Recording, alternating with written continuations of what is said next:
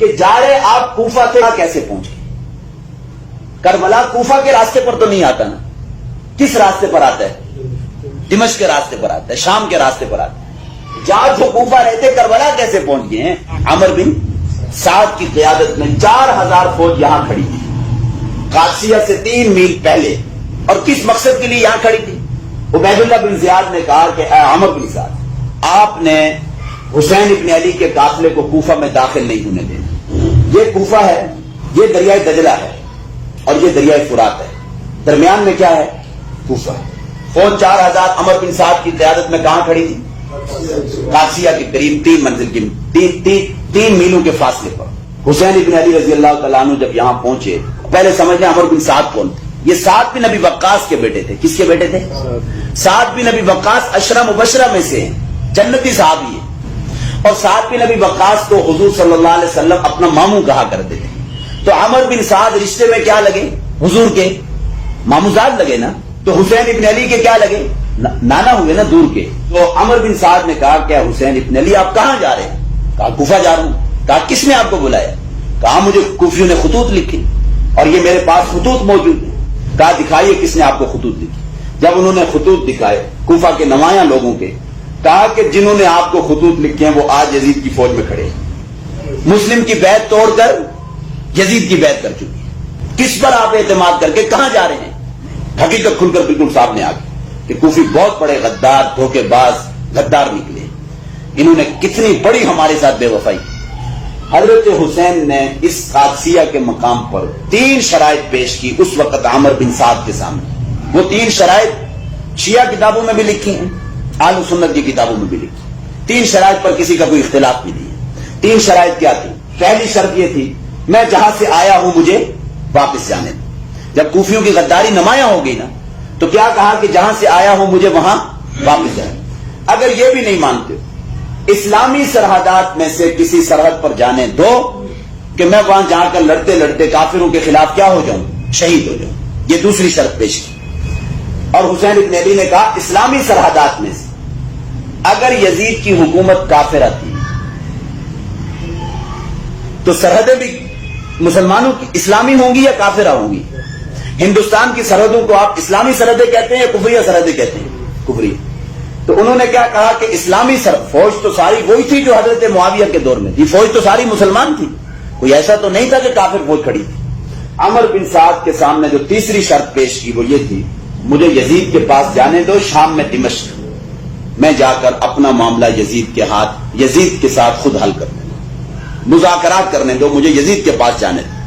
اور یہاں تک بھی لکھا ہے کتابوں میں کہ حضرت حسین ابن علی نے کہا مجھے یزید کے پاس جانے دو، یدی فی یدی، کہ بس میں اب یزید کے ہاتھ پر ہاتھ دے کے بیعت کرتا ہوں۔ جہاں تک انہوں نے کہا جب کوفیوں کی غداری بالکل نمایاں ہوگی، واضح ہوگی، عمر بن سعد نے ابن زیاد کو کہا، خط لکھا کہ یہ 3 شرائط انہوں نے پیش کی ہیں، کون سی شرط کو قبول کیے تھے؟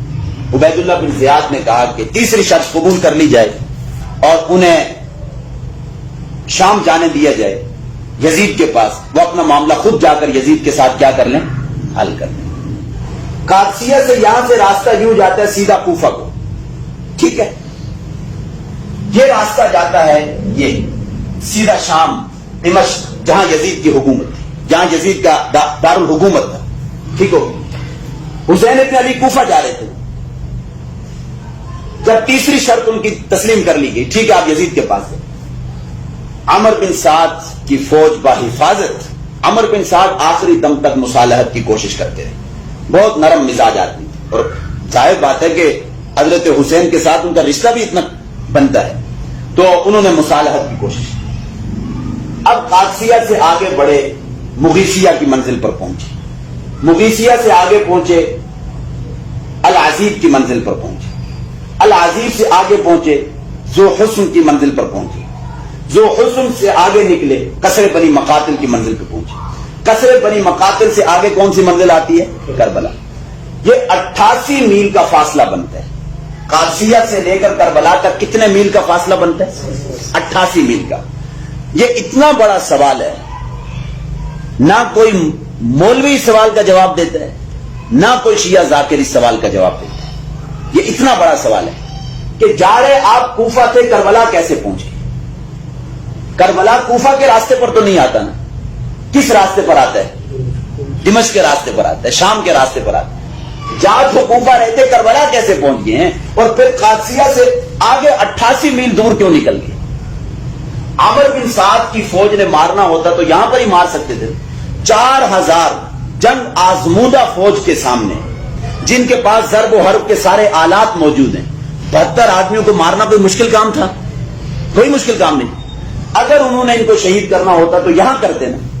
اتنا آگے لے کر جانے کی بلا انہیں ضرورت کیوں پیش ہے؟ در حقیقت وہ مصالحت چاہتے تھے. کیا چاہتے تھے؟ اب جہاں پر یہاں سے جب آگے بڑھے, دمشق کے راستے کے اوپر سفر طے کرنا شروع کیا, یہ جو 60 کوفی مکے سے ساتھ چل کے آ رہے تھے نا, اب جب دمشق کا سفر طے کرنا شروع کیا حضرت حسین نے یزید کے ساتھ مصالحت کے لیے, ان 60 کوفیوں کو اپنی جانیں خطرے میں پڑ گئی کہ حضرت حسین اگر زندہ و سلامت یزید کے پاس پہنچ گئے, یزید کہے گا آپ کو بلایا کس نے؟ حضرت حسین خطوط پیش کریں گے, مجھے ان کوفیوں نے یہ خطوط لکھی. اور ظاہر بات ہے کہ تھوڑے خطوط تو نہیں تھے, 12000 خطوط کی کوئی تھوڑی تعداد تھی. پھر یہ جو 60 کوفی ہیں وہ پوچھے گا یہ بندے کون ہیں؟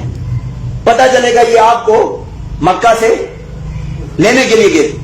حضرت حسین کا یزید حضرت حسین کو کچھ کہتا یا نہ کہتا وہ بات کی بات ہے, لیکن ان 60 کوفیوں کو پہلے اس نے سزا دے دی تھی اور ان کا معاملہ تمام کر دیا. اور یہ 60 کوفی سمجھ گئی کہ اب ہماری جانیں بچنے والی نہیں, ہاں جلاد کی تلوار ہمارے اوپر چلے گی. 60 کوفی ان کو اپنی جانیں خطرے میں پڑ گئی. جب کربلا پہنچے نا عصر کے وقت 10 محرم الحرام کو, ان 60 کوفیوں نے سب سے پہلے اس خیمے کو آگ لگائی جس خیمے کے اندر خطوط تھے. کیا تھے؟ خطوط تھے, تاکہ بطور ثبوت کے یہ خطوط پیش نہ کیے جا سکے. اور پھر اس کے بعد انہی 60 کوفیوں نے حضرت حسین کے اوپر وار کر کے, ان میں سے کسی نے وار کر کے حضرت حسین کو شہید کر دیا. اصل مجرم اور اصل قاتل یہ کوفی. اگر یزیدی فوج نے مارنا ہوتا تو قادسیہ کے مقام پر ہی مار دیتے نا. سوال یہ ہے کہ وہ کربلا کیسے پہنچ گئے؟ اس سوال کا ہمیں جواب چاہیے.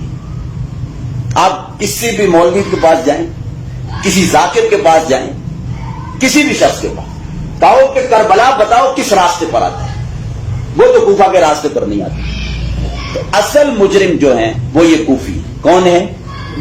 انہوں نے سب سے بڑی جسارت کی, انہیں بلایا, خطوط لکھے, پھر مسلم بن عقیل کو شہید کروایا, اور اس کے بعد پھر یہ کہ وہی 60 کوفی جو مکے سے آ رہے تھے انہوں نے اپنی جانیں بچانے کی خاطر کیا کیا؟